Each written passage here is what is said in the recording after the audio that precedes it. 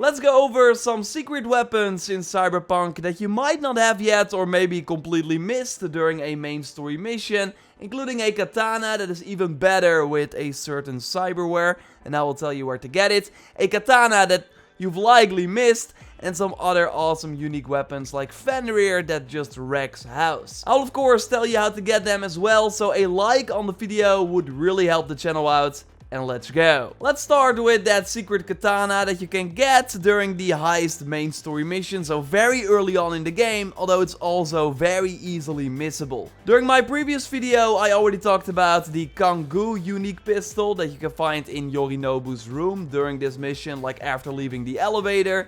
No story spoilers of course whatsoever, but in this area there's another special weapon that you can get when you are forced to leave the apartment. The game tells you to go in a specific direction, but instead we want to go up the stairs and then open the door that leads to the roof with the helipad.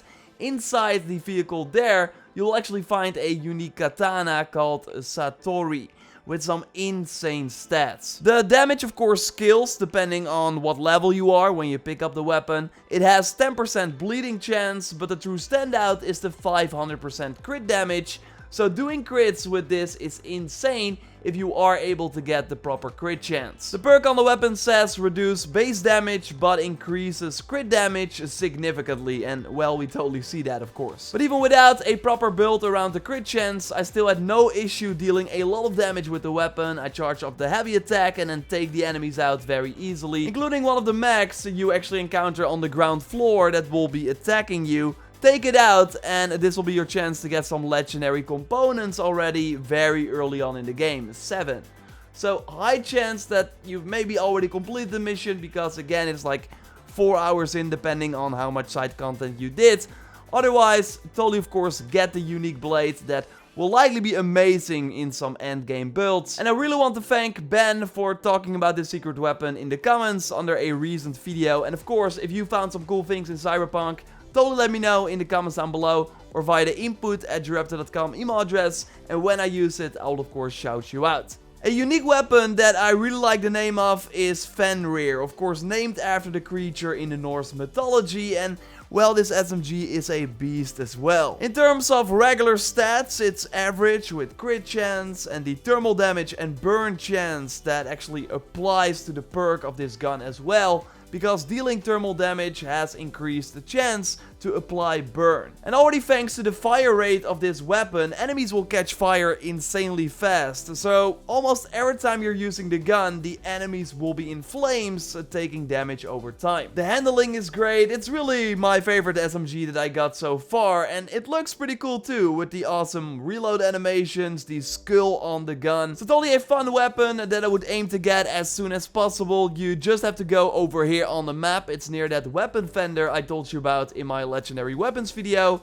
Here you will find someone on his knees, interact with him, and then he will tell you about a nearby enemy hideout where you have to defeat the gang goons. And then in this area, loot everything, and then you will find the SMG on the table. So grab it, and then you have this very nice unique gun. There's also one katana that you can get from a job that you start over here on the map in Watson by going to the Afterlife bar, but you need to have completed the opening first. So you need to have been at the Afterlife bar before with Jackie, and you will just see a mission icon as well indicating that you can start it. So as soon as you see it, you know that it's there, and then you immediately want to do it. To get the mission, you want to meet up with Dennis, talk to him, and then just follow the map objectives. Like, it's a really straightforward mission. Kill some enemies. We use the cool cut and mouth melee weapon for that I will touch on in a moment. You also got to drive a bit, and then you will have completed the quest before you know it. And then the scalpel katana will be in front of you, and it's a unique weapon, meaning that when you get it, you also immediately unlock the crafting recipe, so you can upgrade it to higher rarities if you got the components. And the thing about this katana is that it has 2 levels. So you got the level 1 regular power, you got 10% shock chance, so you will see the shock effect quite often actually if you just keep slashing the enemies. So it's already great if you use it regularly, but it's even better with the special Sandefistan operating cyberware, and I hope I pronounced it right. Because with this you will slow down the time if you activate it.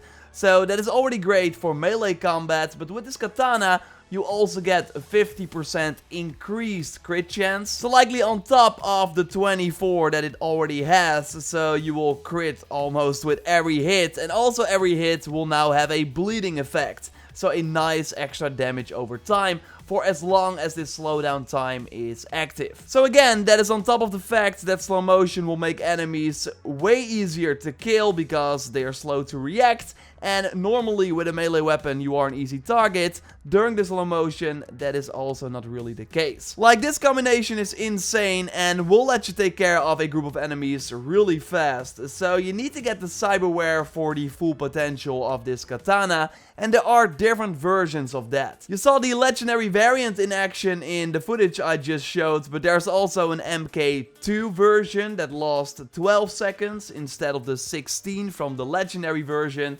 And both have a 30-second cooldown. So you can buy the MK2 variant for 15,000 eddies over here on the map at the Ripper Dock in Santo Domingo.